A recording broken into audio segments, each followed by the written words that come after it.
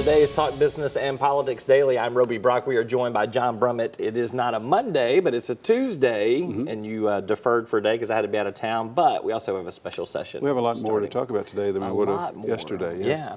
And so let's begin with, we'll start with state news. Let's talk special session. The governor puts out a call with, I think, 11 items on it, although 2 of them are a little bit more formalities, but there were 9 action items on this special session call. Do we have this much emergency in Arkansas?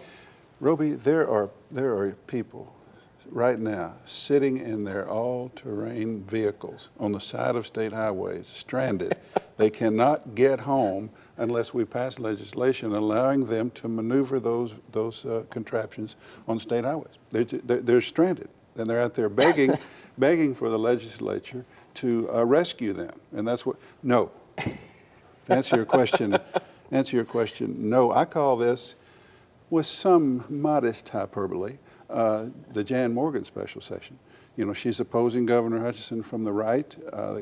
All politicians get nervous in primary season when opposed from their natural direction, and I think the governor's decided. I think the governor was afraid not to put some things on there that people wanted that appeal to conservatives.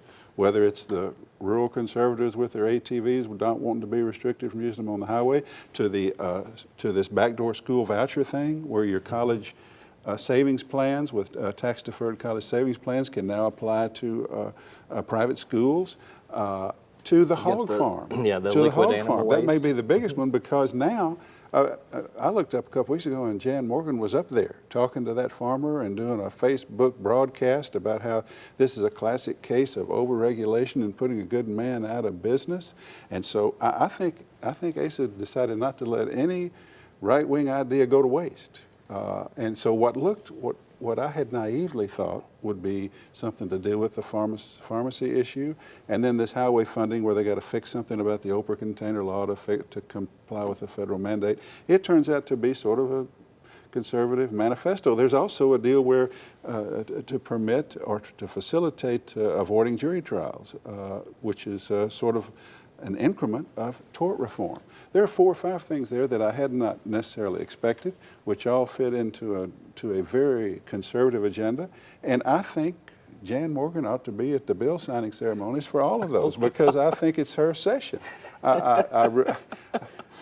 Perhaps overstated slightly, but I think her opposition and the governor's concern about his right flank, which we know is a real concern, I think that accounts for what's happening here. And for your generation, they got the bingo bill in there too. So to make them ADA accessible. I'm not even going to address any generational. Let's talk about the PBM, the pharmacy benefits managers situation, because that was the real thrust of why there needed to be a special session. Right. In terms of these reimbursement rates for pharmacies being out of whack since the first of the year. The legislation's drafted. It will move quickly. Apparently, and we will all regulate of this PBMs pretty quick. Apparently, all of this is going to move quickly. The 4 or 5 things, those people stranded in those all-terrain vehicles are going to be able to move in 3 or 4 days. If they just take them water, and they'll be and get them through the next 3 or 4 days. Yeah, all this is predetermined. That's sort of the BB and now Hutchinson rule of special sessions. 3 days. I'll put it on here if you promise me you'll pass it. Run them out of committee today. Vote here, vote there. Bang, bang. Go home 3 days, which is fairly remarkable. What we're going to do is... just let me interrupt for a second. What if we could do that with a regular session? I wish we could. That would be magic. In a way, I wish we could, because there's so much wasted time. And there was in the fiscal session, I thought. But in another way, here we are going to possibly change, or we're going to affect the environment with the hog farm rules, lawsuits, highways. Maybe we need more debate than what we're having this time. But back on the legislation does 2 or 3 things on the pharmacy benefits managers, but basically it authorizes the State Insurance Commission to regulate them, to step in and look at what they're doing and make recommendations, to treat them as not as they have been treated, which is just a subsidiary of the regulated health insurance business, but regulate them themselves. And you know, when you get your pharmacists mad, you've got a political problem, because Pharmacists are extremely trustworthy. pharmacists are everywhere. Just drive around. There's a Walgreens on every corner. Then there are other. Well, but they're trusted too. People They talk to their many of them are pharmacists. very genial as you deal with them and interact with them. They also give you things that make you feel better. So Almost like a newspaper columnist at times. Right. I have some. You have some pharmacist qualities I'm there. sort of a metaphorical pharmaceutical in what I write. Yeah. All right, last question on stateside here. New Speaker-designate Matthew Shepard, state representative from El Dorado, has led the Judiciary Committee for a couple of sessions here. The choice was Andy Davis, Little Rock representative, versus Matt Shepard, El Dorado representative. Two pretty good choices, quite frankly, to lead the House. If you were to say, give me the membership of the House and the Republican membership, the overwhelming Republican membership, and say, pick out two names to be the Speaker, those might be the very two that I picked out. Davis, a little more conservative, some think. Shepard, one of the few lawyers in this modern era to serve, who is sort of judicious in his thinking, who has a record of being sort of pragmatic. I hesitate to call any Republican moderate because it could get him beat at home, but Right. He's He's unopposed this time, so yeah, you could call him that. He's by modern standards, he's moderate. It's remarkable.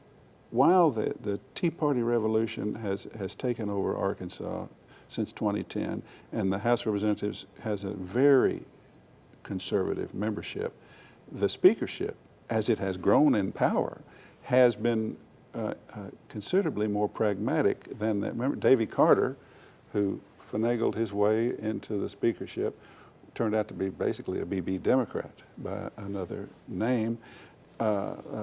Speaker Gillum, who served 2 terms, moderate, pragmatic guy, easygoing, not agenda-driven, sort of a Carter light, I called him. And now, at this opportunity, the couple of early more conservative candidates pulled out, didn't have the support. Davis, maybe a little more conservative. Both would have been fine. But Shepard continues, I think will continue, the practice of pragmatic, relatively moderate leadership of the House. Yep. And we should be thankful for that, I think. And Senator Hendren will be his counterpart down in the Senate. A And this former will make for some flamethrower of the right, who over the years has moderated. mellowed, Yeah. and also is getting to making government work. So, you know, we'll have Governor Morgan will have 2 practical leaders, and I'm kidding. I suspect it'll be Governor Hutchinson. Because And Governor Henderson may take issue with that. So. we've still got to deal with that. Yes. All right. All right. Or Governor Sanders or Governor Hutchinson. So you got 4 choices. Well, you got more than that because you got some libertarians. Mark West is out there too. Well, Have you figured out your vote yet on all this? My vote for governor? Yeah.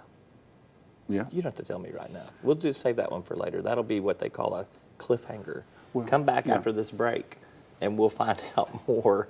We're going to actually check our Twitter feeds and find out what's been going on at the Yeah, who got national fired? level. Who Yeah, got fired? exactly. All right. John Brummett's back with me right after this. Arkansas Electric Cooperative Corporation provides electric energy across 2/3 of Arkansas. This is an exciting time in our energy history, with incredible progress being made in renewable energy and storage technologies. As our energy portfolio continues to diversify, we'll maintain an all-the-above strategy to provide reliable and affordable electricity. Ever since the first light bulbs were placed in our members' homes, electric cooperatives have been the solutions provider for our members, and we want to continue that well into the future. Each day, the promise of our nation begins again. Arkansas and America, moving forward. I help make that promise a reality. It's not for everyone, but people everywhere depend on us. Oh, I love you too, sweetie. Trucking delivers, or everything stops. And that's what drives me. I did. Welcome back to the program. I'm with John Brummett of the Arkansas Democrat-Gazette. All right, so Rex Nelson. We have a Rexit Rex at the Tillerson. You keep saying I Rex did Nelson. say that, didn't I? Sorry Rex about Nelson that, Rex has Nelson. not been fired. Rex Nelson is still Least the of all Arkansas by the Democrat-Gazette. president. Yeah. Thank you. Rex Tillerson. Rex Tillerson, Oil man. has Exxon. Secretary of been State. let go as Secretary of State, fired by tweet by Yes. the president This morning. this morning. So, what's your assessment of how that changes the dynamic of the White House and the presidential leadership team? I have a phrase, perhaps I get to I think it's in this morning's column, that Trump's method of governing reminds me of an adage about writing. That adage is, write drunk, edit sober, meaning get everything on the screen, get everything on the page. Just get it, unload your brain and get the words onto the screen, sort of drunkenly, recklessly. Just get it down. And then you can begin soberly to excise, polish, rearrange. And, but you got to get it out there first. And I say that the Trump administration largely has been Trump writing drunk and the people around him later editing sober. He's gonna do comprehensive immigration reform because it's on TV and it sounds like a good thing to do. Send me anything and I'll sign it. Send me anything and I'll sign it. Senator Murphy of Connecticut, you've got a different president now. The others haven't taken advantage of this moment on gun control. I will. He's writing drunk, and the people around him subsequently edit sober, saying, yeah, let's meet with the North Korean. Yeah, let's do it. Go. And then going to Jonathan Karl, see him in the White House, and said, I want you to give me credit for this. Writing drunk. Now we're going to have some people edit sober. What I concluded is that what we've got to have for this to ever have any hope of working is for there to be truly sober adults around to do this editing. Tillerson was one of those. He was an accomplished businessman who had taken to the State Department diplomacy with some degree of aplomb, but who was more given to traditional diplomatic behavior than this rash pronouncement behavior of our president. I don't know Pompeo from the CIA, who's a new Secretary of State. I'm not prepared to say that he's not an adult. I think he is more doctrinaire Trumpian. I think his style is more Trumpian. I think he's more obliging of the president's style. And I think we've lost a sober adult by the tweet this morning. And you have lost your opportunity to lose your favorite U.S. senator of all time, it would appear, because Senator Cotton, rumored to be tapped for the CIA post, but they announced that there's already going to be somebody else replacing Pompeo. You remember last year we talked, and the New York Times had reported, because the New York Times usually is going to turn out to be right, that Tillerson was out. I mean, after all, he had called Trump a blanking moron. He had. I didn't hear the adjective on the front of that. I just heard the moron part. Okay, a moron. That's much nicer, just to call someone a moron without any modifier, I guess.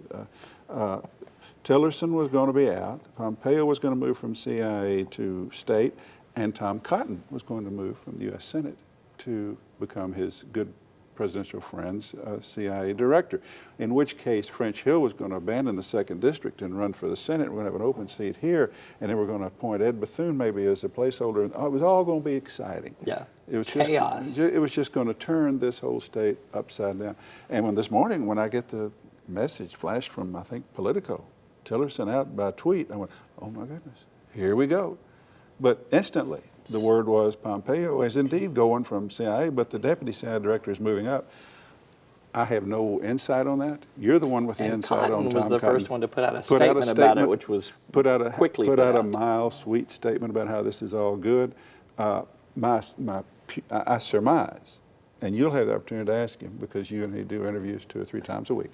2 or 3 times a week.